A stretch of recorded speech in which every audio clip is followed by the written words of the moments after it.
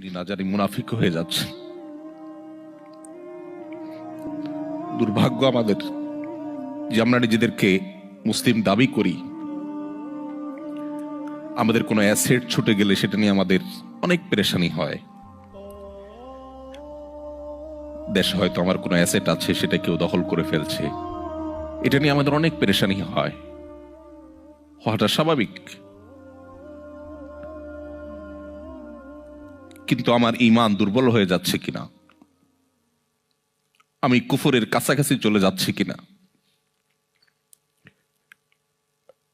আমার ইসলাম দুর্বল হয়ে পড়ছে কিনা, সেটা নিয়ে আমাদের তেমন কোনো পেরেশানি হয় না, সেটা নিয়ে আমাদের কোনো চিন্তা হয় না।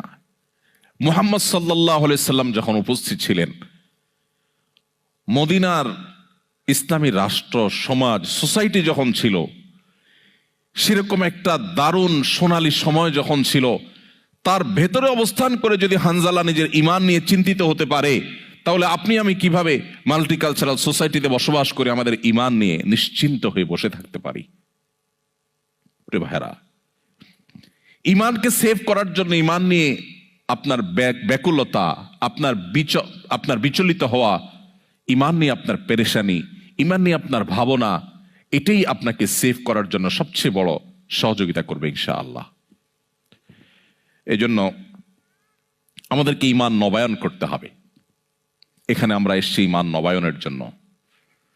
আমরা ঈমানের কথা বলবো, ঈমানের কথা শুনবো, ঈমানের আলোচনা করব, ঈমানের পর্যালোচনা করব। এই বিষয়গুলো আমাদেরকে ঈমান নবায়ন করতে সাহায্য করবে ইনশাআল্লাহ। তাহলে প্রথম পয়েন্ট আমি শেষ করলাম 7টি পয়েন্টের। মাল্টিকালচারাল সোসাইটিতে ইসলাম প্র্যাকটিস করবার জন্য প্রথম যে বিষয়টি প্রয়োজন, সেটি হলো শক্তিশালী ঈমান। আল্লাহ রাব্বুল আলামিন সেই শক্তিশালী ঈমান আমাদের সবার বক্ষে ধারণ করার তৌফিক দান করুন। নাম্বার 2, দ্বিতীয়ত যে বিষয়টি প্রয়োজন তা হলো দ্বীনের বেসিক বিষয়গুলোর জ্ঞান। একজন মুসলিম হিসাবে এটি আমাদের অর্জন করা অপরিহার্য।